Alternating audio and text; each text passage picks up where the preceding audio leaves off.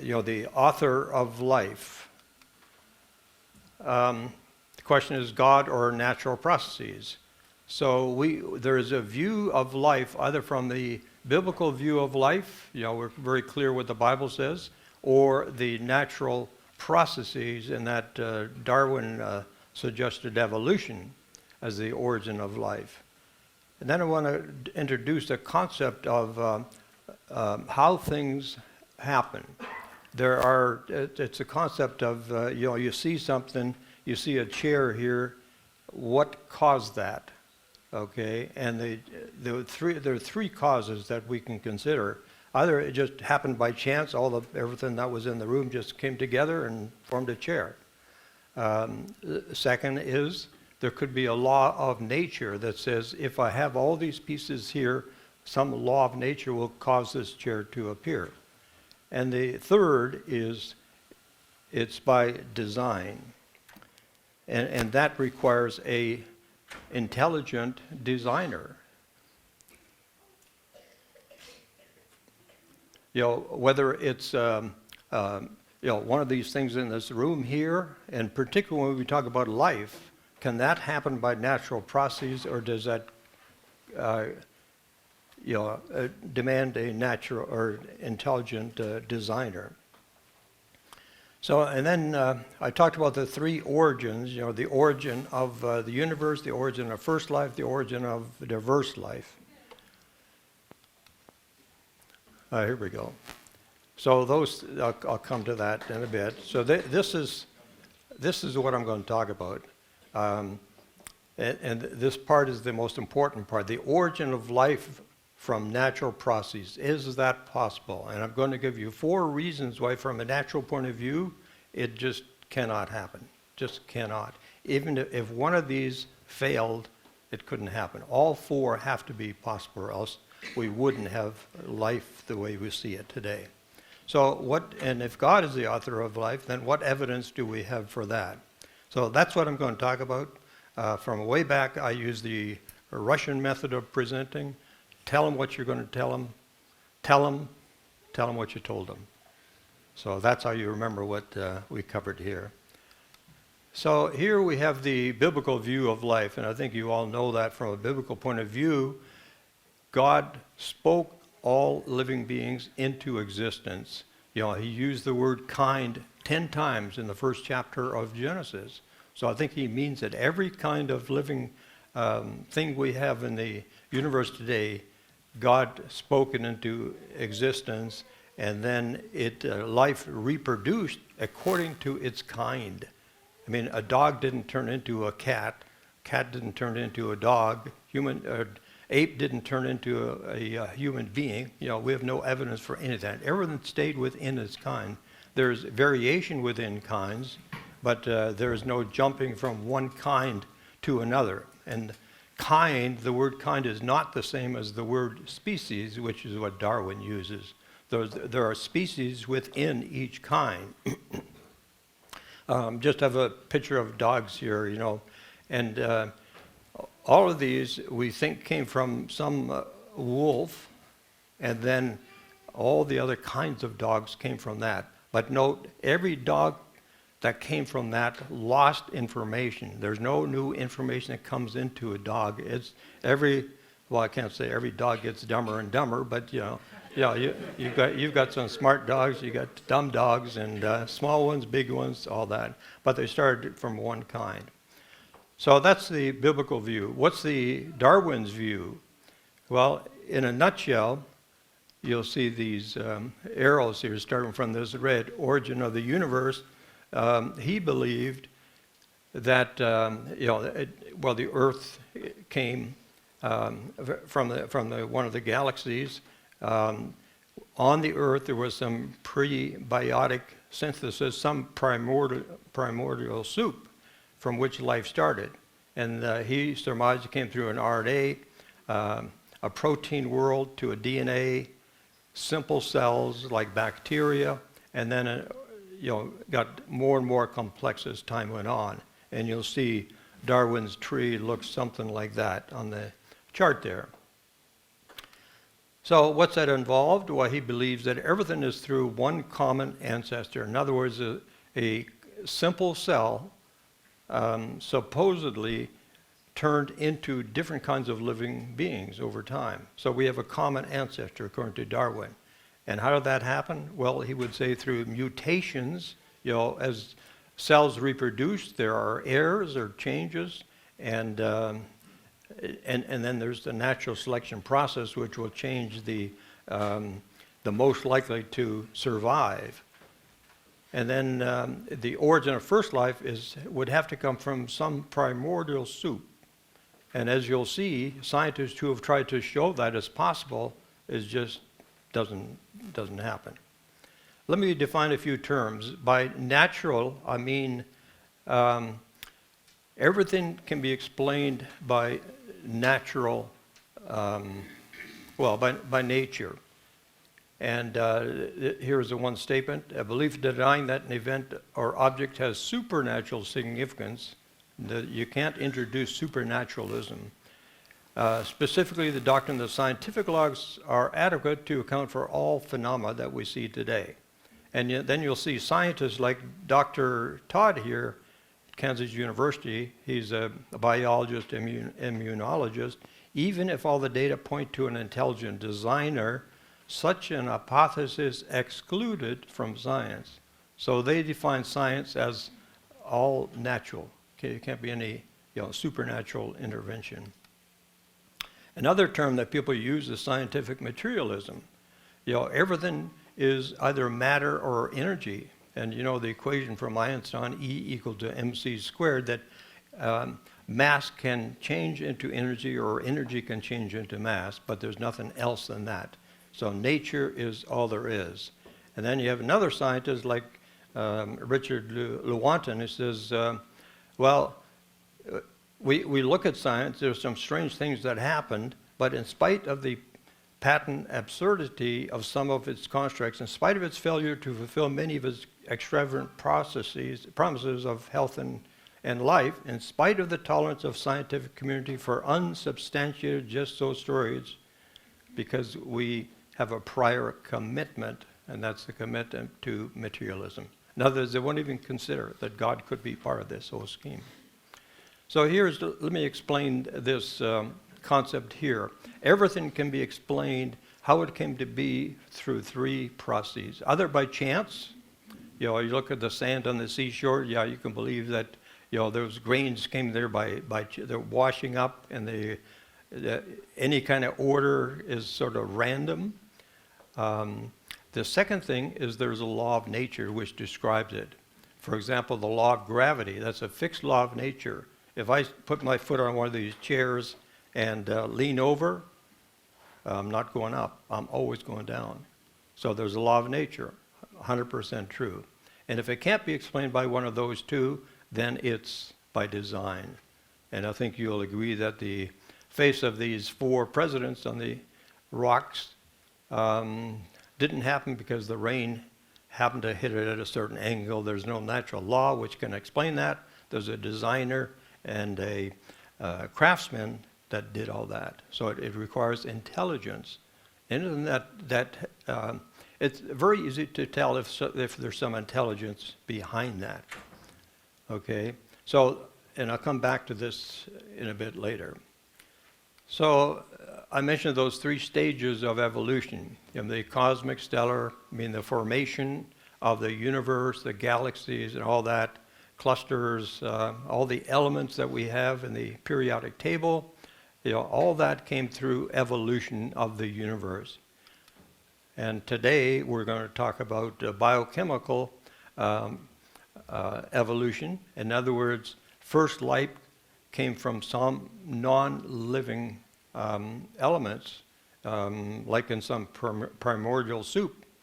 All the pieces were there, somehow they all came together, and that formed the first cell. So that's what we would call biochemical evolution. And Darwin doesn't address that actually, but there are many scientists who are investigating that. And then the third is biological organic evolution, and that's evolution from a common ancestor. This is Darwinian evolution. Molecules to man, goo to you through the zoo, and all those kinds of statements. And, but that results in diversity in living organisms. So can we explain that? Can Darwin explain that through a Darwinian process? So now we come to these 4 reasons why I would say natural processes cannot explain the origin of first life. And that is the law of biogenesis, which states that in nature, life comes only from life and that of its kind. That's what Genesis says, and that's what all experiments that have been done by scientists show, that that's the only way we get any life. So up until actually a few hundred years ago, people believed that there was spontaneous generation of life from non-life. And that was the Greek philosophy for over 2,500 years, believe it or not. But then there were some scientists that ran experiments, these 4 in particular, all the way back to 1668, and Pasteur in 1864. They ran experiments which showed that it's impossible to have life coming from non-life. And Pasteur, for example, he's the most important one in that, because the date on that is 5 years after Darwin came out with his theory. So he says, we can prove that you can't get life from non-living material. So Darwin's evolution theory can't be true. So now we have the difference between biogenesis, which is life from life, versus abiogenesis, which is really spontaneous generation of life from some material. But that has never been observed. So the hypothesis which has been proposed over the last century is that life could come from primordial soup. And whether it be the ocean or panspermia or some other ways, I'll get into. But I think you will remember from school, most of you, Miller's experiment. Miller's experiment was run in 1853. And look, it produced amino acids, the components of life. Therefore, life could have come from some primordial soup. We'll look at that. So here's some of the milestones. The Origin of Species, written by Darwin, 1859. Pasteur determined that abiogenesis, life from non-life, is impossible through natural processes. And then we come 1953, which is Miller's experiment. And if you look at some of your children's or grandchildren's textbooks, I bet you it's still mentioned in there, despite the problems with it. Okay, there we go. In the same year, actually, there was the discovery of the DNA double helix, which is shown on the bottom of the chart there. And this was a very important find, because scientists finally understood that there's a structure in living material, this DNA, and it's very, very complex. Last 40 or so years ago, there's a big intelligent design movement, understanding that things just can't happen by chance or can't be determined to be due to some law of nature. There's some intelligent designer behind it. The Discovery Institute in Seattle, that's what it's all about. There are some strong believers in there, but there are also some atheists in there. But they all believe in some intelligent design. And some very good stuff came out of there. There's a German scientist, Dr. Goethe, who came up with the information theory. Where does information come from? Can information appear randomly? Or does it require some design to produce information? And then there was a meeting of note of 16 leading evolutionists met in Austria and decided, we really can't explain what we see through Darwin's evolution. Evolution they believed evolution happened, but by some other way. So they could not come to some agreement. But they do understand they have a real problem with that. According to skeptics, one of the characteristics of pseudo-scientific theory is that it contradicts a known scientific law. For instance, in biology, we have the law of biogenesis, which states that life only comes from life. Ironically, though, many self-professed skeptics ignore this scientific law when it comes to the origin of life. According to evolutionary theory, all life on Earth can be traced back to a single-celled organism, which itself arose from non-living chemicals. But this is a clear contradiction of the law of biogenesis, and not surprisingly, so far, scientists have been unable to validate this belief. Even Francis Crick, who won the Nobel Prize for co-discovering the structure of DNA, admitted an honest man, armed with all the knowledge available to us now, could only state that in some sense, the origin of life appears at the moment to be almost a miracle. Well, maybe it was a miracle. To find out more from Creation Ministries International, visit our website, creation.com. And this, of course, was put together by some of the scientists at CMI, Creation Ministries International. We've had Dr. Carter and Dr. Sarfetti here before as well. And so I got that from them. So life from non-life is impossible. You know, experiments have shown that, and also some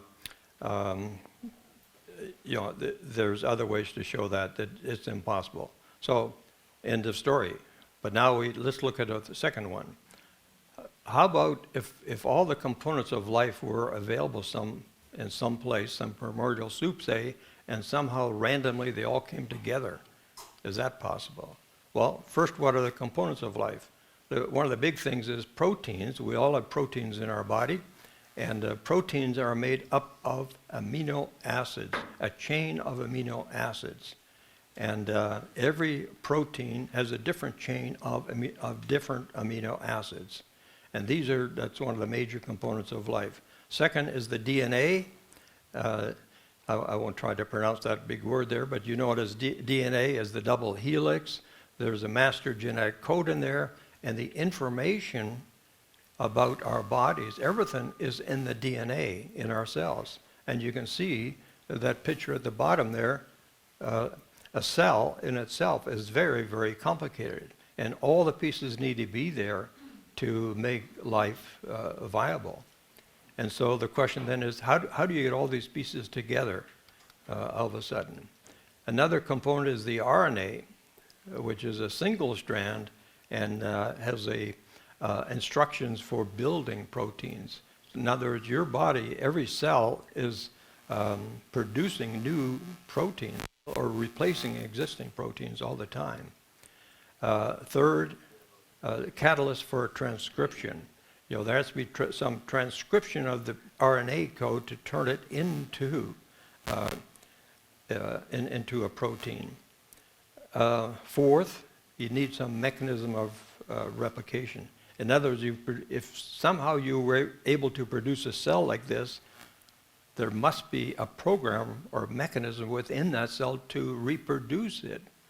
Because, you know, scientists now know that for life to work, you know, it starts with a single cell in the woman's womb, and then suddenly the cell duplicates, and they're all identical. And so it goes to 2, 4, 8, 16, 32, then they're all identical cells. And then all of a sudden, there's a change. They start producing different kinds of cells. I mean, we have over 200 kinds of cells in our bodies. You know, skin cell, bone cell, eye cell, nose cell, you know, what have you. 200 different kinds. How did this one cell produce all those 200 different kinds of cells? There must be a program in there for that to happen, and it's got to start at the right time, because if it started too late, it'd be a mess. If it started too early, it'd also be a mess. So that's what's required. And the other thing that's important is that membrane you see around the cell, that has to be there too, because all these interactions couldn't happen just out in some primordial soup. It has to be within the cell. So we have a chicken and egg problem. the old chicken and egg problem, which came first, either the chicken or the egg. And I think from Genesis we clearly see that it's the chicken. And Adam obviously was also, the first living human being. And so that's not from a chicken or from a cell. So Miller's experiment, 1953, what it tried to do is prove that we can produce some of the components of life in this experiment. And so he set up this experiment here, as you'll see on the left there. And you'll see it starts with an atmosphere, and he had to suppose some kind of atmosphere there, the amount of oxygen, nitrogen, methane, and all these different gases that are in the atmosphere. He had to make some assumptions. And then he wanted to show that could result in the amino acids being produced and the nucleotides like DNA and RNA could be produced. And then eventually all this would come to some kind of a protocell, and that protocell would somehow grow into this first living cell. Well, so he produced some amino acids in this experiment. But there are problems with that, and I'll show you that. In your textbooks, you're not going to find the problems. You're just going to find the end result that there are. The experiment did produce some amino acids, and that's about it. What they do not discuss is the fact there are two kinds. First of all, two orientations of amino acids, just like our hands, a left thumb and a right thumb. These amino acids also have a left and a right orientation.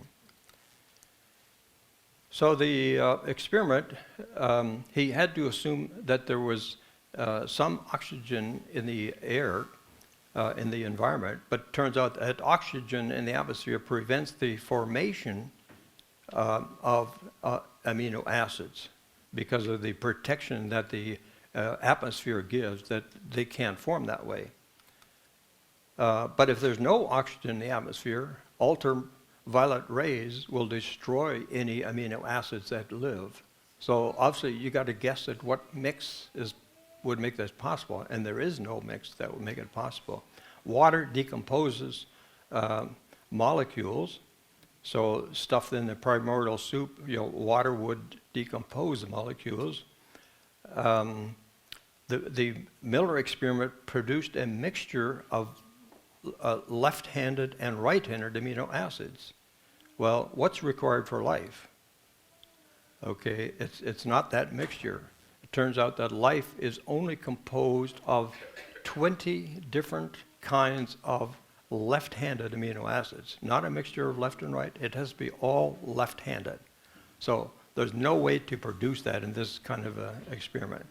There was a low concentration of products produced. He only produced some, I think it's just 3 or 4 different left-handed amino acids that are part of life, but he couldn't produce any more than that with that experiment.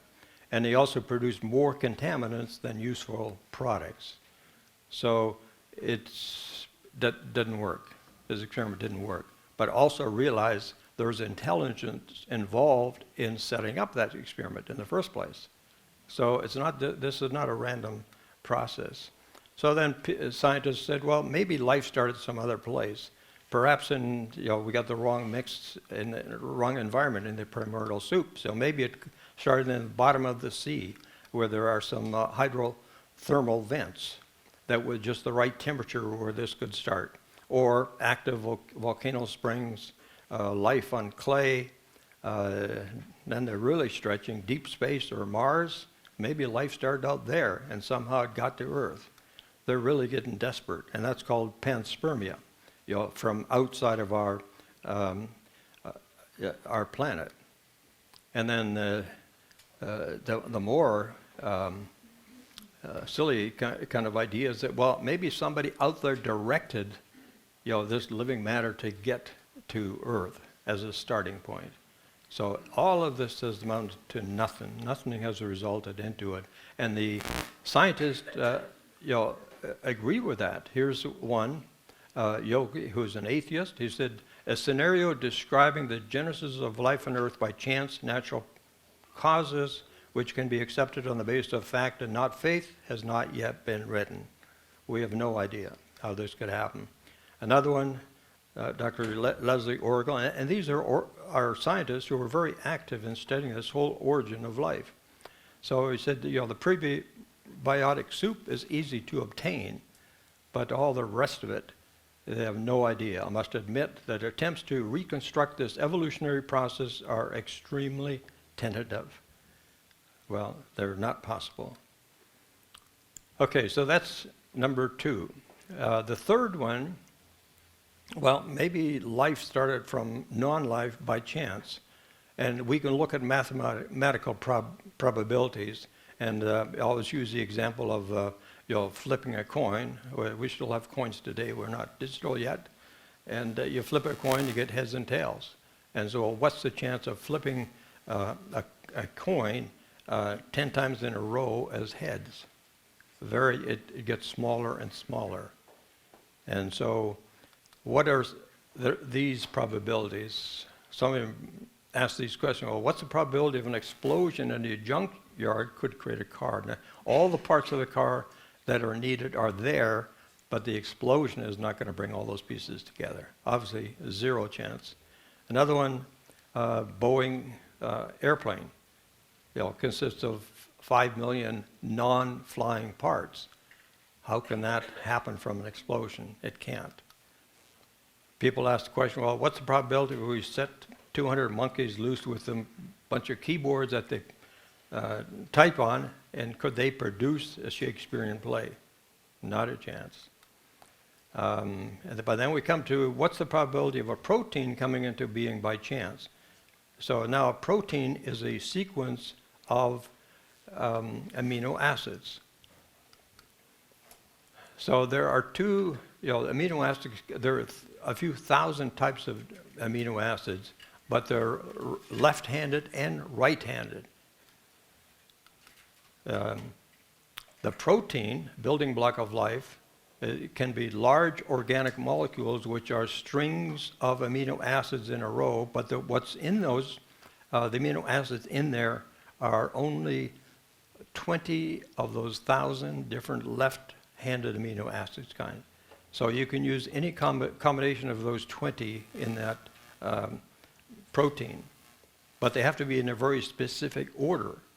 Otherwise, it's not possible in life. So what's the probability of all these being in the right order?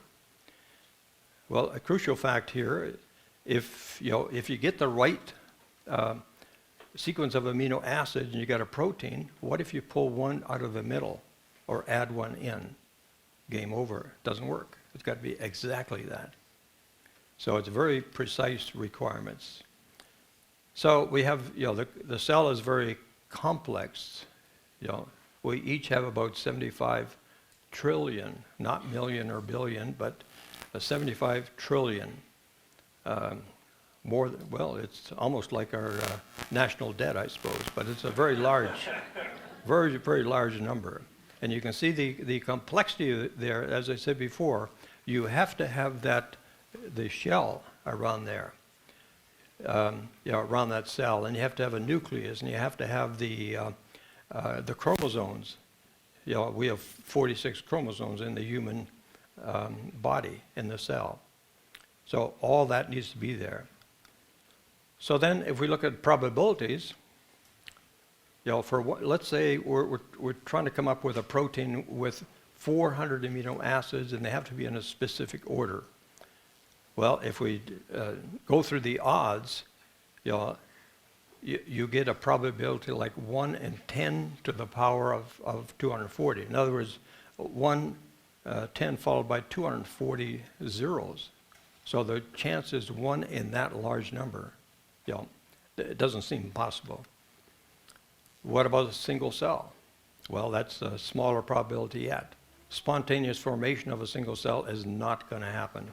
1 in 10 to the power of 40,000, you get all those components of the cell to just be there in the right place and at the right time.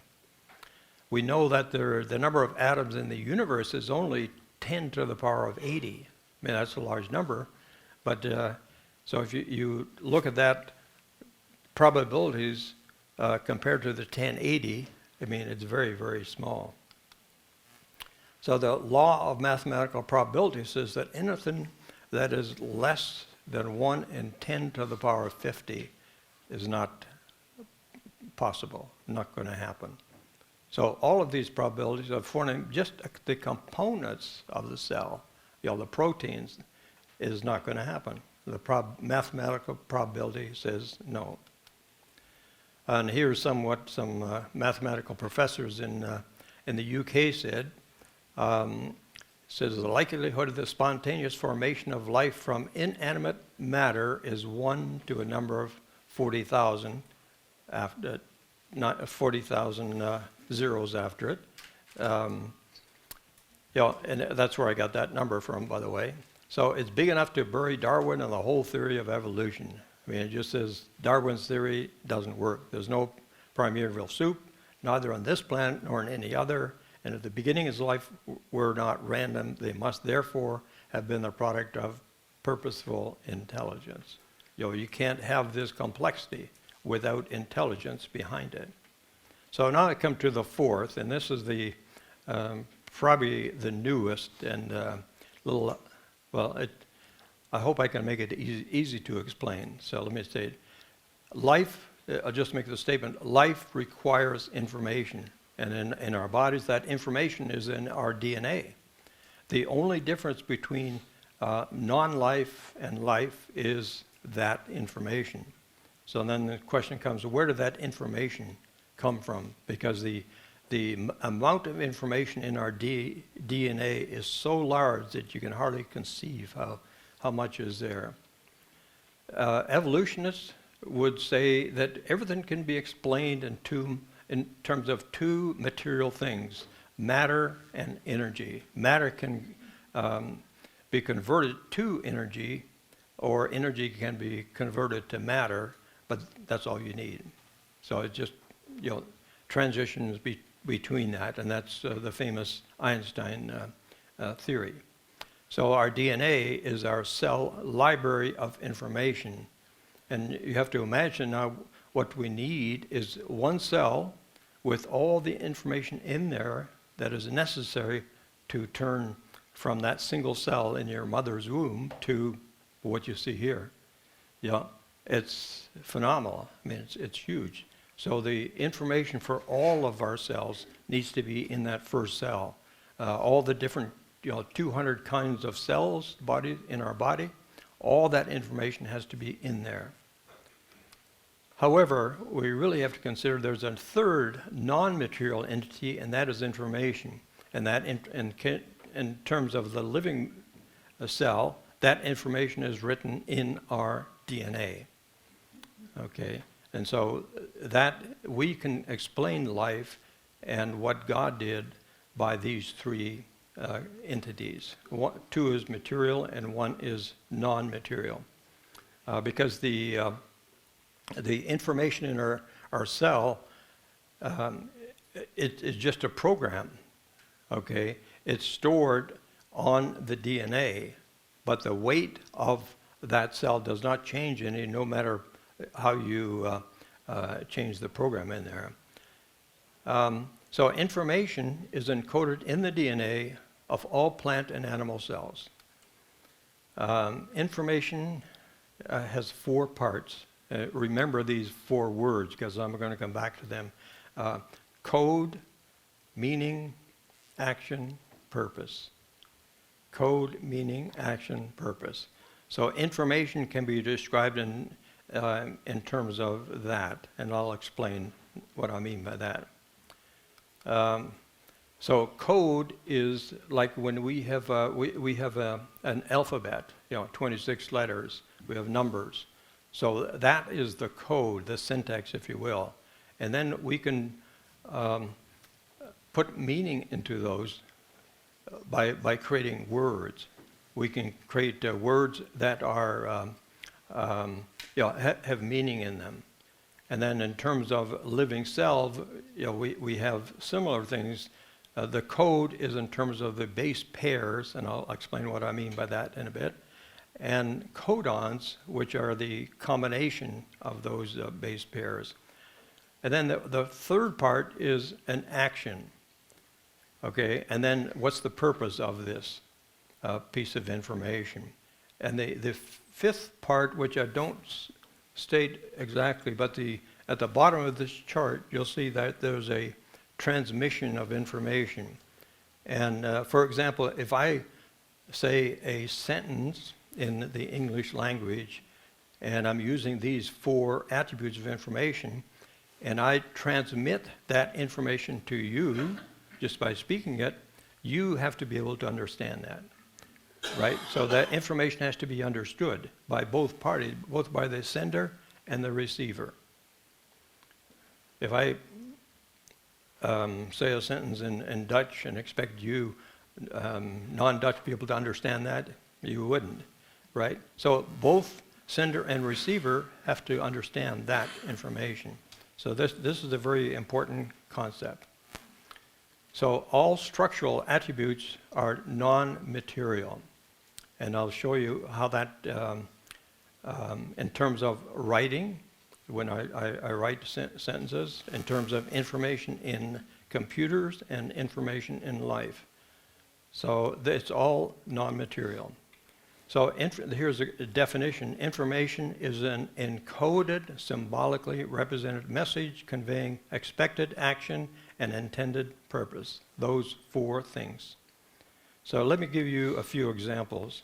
I'm going to look at the nature of information in writing systems, in computer systems, and in living systems. 3 comparisons, and they all use this code, meaning the verb and the purpose. So the alphabet, the English alphabet, of course, there's 26 letters. That in itself, that doesn't convey any information to you. But on the right, you see the results of that. The bottom one, write in sand. If you saw that on the beach, you would say there was some intelligent person that wrote that in there, in the sand. I mean, the waves come up on the beach. They're not going to leave sentences like this on there. So random chance is not going to do it. Nature, a natural law is not going to do it. And intelligent is required. And it used to be, in the old days, when people wrote in script, you could even read what the words are there. But our kids are not being taught script anymore in school, I think. But we can still read that. So, and if I have a bottle of ink and I spill that, it's not going to result in any of the letters of the alphabet being there. That's random chance. You could get any kind of a mess from that. So that's the nature of information in writing. And let me give an example of that. To have information, we need letters, that's the code, the words, and the sentences that include the purpose. So let me show you how that works. So information requires code, so letters and numbers, meaning and words, sentence with a verb is required because that's the action, and then a purpose. What's the purpose of that sentence? That's information. So here, I can show you these, that line in italics. If you look at I know what those letters are. They're part of the alphabet. But do you know what those words are and what they mean? What language? No, nobody writes that. No, not Dutch. We're more intelligent than that. But they write. So these are characters, but the words make no sense. Okay, there's no intelligence behind that. So we call that complex but unspecified. Now, if I write a sentence like this, the cow jumped over the moon, a silly concept, but still the sentence makes sense. The words there have the letters arranged in a certain order, and the space break between the words. So there's a verb there, and so all the parts of the purpose of that sentence are there. The code, the meaning, the action, jumping, and purpose. Well, it denotes a cow jumping over the moon. Okay, then let's look at computers. And, Here I've got an example. I mean, you got a disk typically which stores information, and the information on the disk that's, let's say, loaded into memory for an operating system or for an application program consists of all zeros and ones. That's all. I mean, if I looked at the zeros and ones, I couldn't tell what that is. But I can write an intelligent program here, an example there, some pseudocode, and we can have a compiler that translates that into the necessary zeros and ones that gets executed properly. I mean, that's how computers work. So the information is in the computers, and note if I have information on the disk and I decide to change all the bits to zeros, that doesn't change the weight of the disk at all, because information is weightless. It's non-material. And of course, to have information on there, to have programs like this, you need a programmer. Somebody needed to create that program, whether it's the operating system or the application programs. Whoops. No, okay, that's the information there. Well, how about information living systems? Well, that's the information is stored in the molecule, the DNA molecule. And you probably can't read all that fine print there, but it's trillions of cells. Each cell is 4 to 6 human chromosomes, 2 meters of DNA, 3 billion DNA subunits. That's the base pairs. And the base pairs are on the top left there. First of all, the helix, the DNA helix, and you got the base pairs, which are always in pairs of A and T and C and G. That's called a base pair. And so the information comes in what order are those base pairs in that DNA. So that's how the information is stored, and you can see a little printout of some of that. You can see the combination of ATs and CGs in the information. And then all that information is in that cell. Okay, now I'm going to talk about machines. We use machines in what we do. The assembly line here is clearly, that didn't just happen by chance. That no law of nature would explain any of these machines, or even the computer integrated circuit at the bottom right. So then we also have molecular machines in our body. You can't feel them, but there are hundreds of machines in your body, and they look like this, okay? That looks like a rotary motor. So we really have molecular machines in our body as well. And so this introduces the concept of irreducibly complex. It's a big mathematical words there. But what it means, simply look at the mousetrap there. You have 5 parts making up that mousetrap.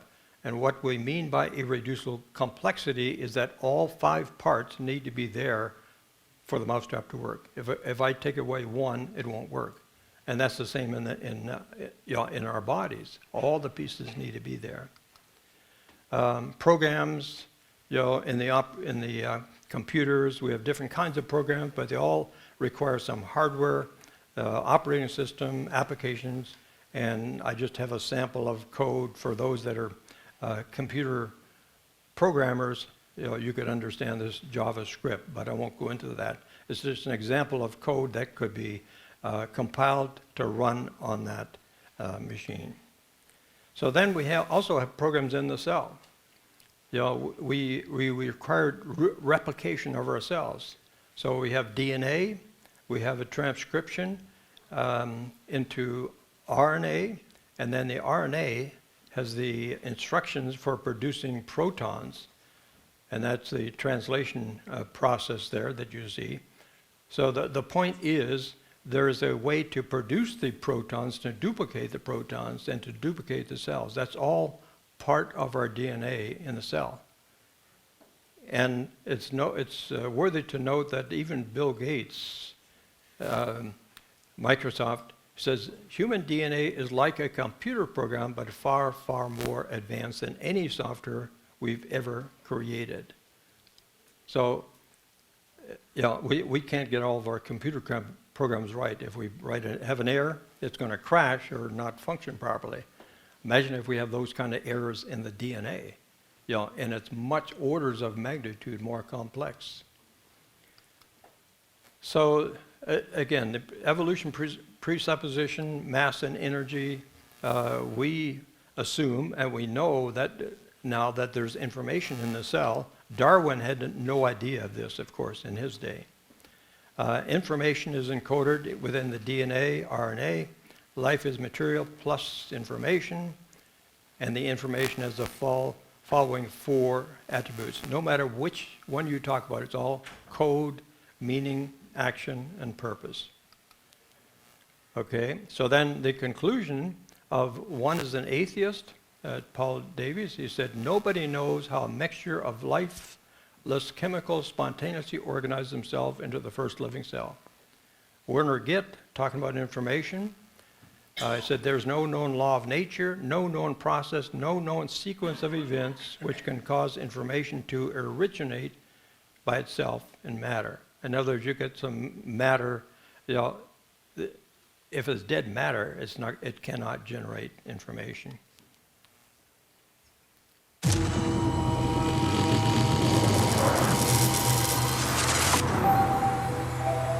We've shown that DNA is actually the software of life. It's totally interchangeable between the digital world and the biological world. The DNA code itself is so digital, is so almost exactly like a computer tape. Totally interchangeable. The DNA code itself It's the software of life. is so digital. Scientists have come to the amazing conclusion that our bodies contain digital code. In fact, Bill Gates, the founder of Microsoft, tweeted, DNA is more advanced than any software ever created. Think about it. A program or code is written by someone very smart. The more complex the code, the more intelligent the author has to be. So here's the question. If our DNA code is more complex than any man-made software, where did it come from? Is it possible it was authored without an author, programmed without a program? Materialists think so, through neo-Darwinism, the modern version of Darwinian evolution. Stephen Meyer, author of the New York Times bestseller, Darwin's Doubt, explains. According to neo-Darwinism, new genetic information arises as a result of random mutations in the arrangement of the nucleotide bases along the spine of the DNA molecule. If those Okay, so life requires information. So we see that life consists not of just the 2 material entities, but also the non-material entity, and that is information. Life requires information stored in the DNA. It requires machines or storage mechanism both for programming and for storage of information. And programs must be able to deal with replication. In the case of living systems, the DNA has programs in there to duplicate those cells or produce different kinds of cells. There is complexity. In other words, irreducible complexity, which means all the parts need to be there. So for the human cell, for example, all the parts of that cell need to be there, else it won't work. So, and you can't get that from random processes. There's the other one, there must be meaning, specified meaning. You have to have, in the English language, you have to have words that make sense. So life requires this. It requires an intelligent mind to design this. Information does not appear through random processes. Somebody has to create that information, whether it's by writing, computer programs, or living cells. So life from non-life, not by chance. Information is the basis of life. Information requires an intelligent mind. In Darwin's day, he had no idea of the complexity of the cell. He didn't know about the concept of information in this way. We know all that today. So we can understand why Darwin's theory just does not work. So despite this, we have a chemist at Harvard University. He says, this problem is one of the big ones in science that begins to place life and us in the universe. Most chemists believe, as I do, that life emerged spontaneously from mixtures of molecules in the prebiotic earth. How? Hasn't any idea. There just is no way. But they just won't consider it. And here, again, more on this, the concept, everything comes about by one of three causes: chance, necessity, or design. If I look at the top left, I got some scratches on the cave wall there. How did they appear? Did somebody go in there and scratch them? Did rocks fall down that side of the cave and leave scratches like that? Well, maybe. But if you go down to the second one in the cave here, you've got pictures of horse heads and other animal heads. Clearly some meaning in those pictures. That didn't happen by rocks falling down somebody designed that. So if that, you can see design there, why can't you see design in the human genome, which is orders of magnitude more complex? So how do the evolutionists respond to this? Well, again, we looked at Todd from Kansas State. Even if all the data point to an intelligent designer, such a hypothesis is excluded from science because it's not naturalistic. I can't consider it. Dawkins, biology is a study of complicated things that have the appearance of having been designed for a purpose. Well, my answer is they were designed for a purpose, but he just can't accept that. And even Francis Crick, the co-discoverer of DNA, biologists must constantly keep in mind that what they see was not designed, but rather evolved. So life by random chance, natural processes is impossible for these four reasons. Law of biogenesis, we see that precluded that happening. Life components did not self-organize. Mathematical probability say it's no, there's no chance. And then finally, life requires information, and there's no way to create information through a random chance process. It requires intelligent mind. So God is the author of life. 4 reasons. Life by natural processes is impossible. Life, according to Genesis 1, was created according to its kind, and the fossil record supports this. Man created in God's image. We have a mind, we can reason, we have logic, we have a soul. God created and sustains all creation. God is worthy to receive glory, honor, and power. And including with this on life.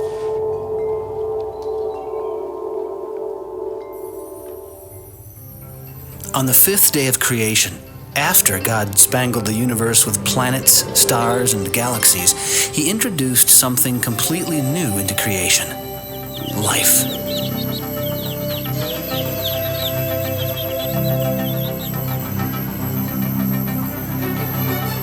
The Bible describes a whole range of things as living, from birds to cattle, from fish to humans,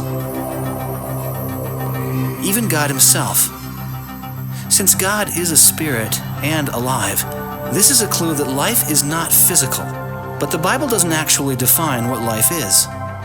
When science textbooks try to define life, they describe DNA, or cells, or chemical reactions. Biology textbooks end up describing what living things are made of, and what living things do. They do not actually define life itself. What happens, for example, when an animal dies? DNA and cells are still in place, but life is missing. Life can't be weighed or measured. It seems to be beyond the tools of science. The non-physical nature of life may explain why biologists are so unsure about which things are alive. In fact, their list of living things does not entirely match the Bible's list. The Bible, for example, never describes plants as living. Instead, it calls them green things.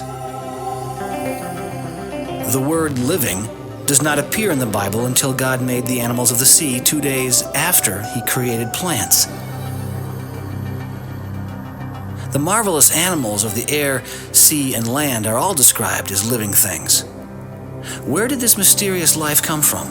We can't even restore life to an animal that has died, let alone create life from scratch. The Bible tells us that life is a gift of God. The abundance of living things all around us is a daily reminder of our living God, who is the source of all life.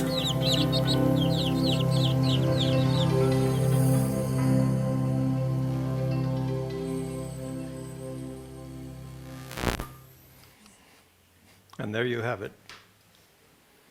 Your last question there. I'm going to check at the door to see what your answer is. But I think it's very clear that God is the author of life. There's no way we could have life through any kind of a random chance processes. So, yeah. Father, we come to you again this morning just to thank you for this. Thank you for your word, Lord, that you're very clear on how life was created. Just give folks your information that they've learned and be able to share with others who have questions about this. And Lord, you're very clear. If we look at the natural processes and the possibility of forming life from non-life, there's no way. It requires information, and you are the provider of that information. It didn't happen there randomly. And we just thank you for that message, and just bless the results. In Jesus' name we pray. Amen.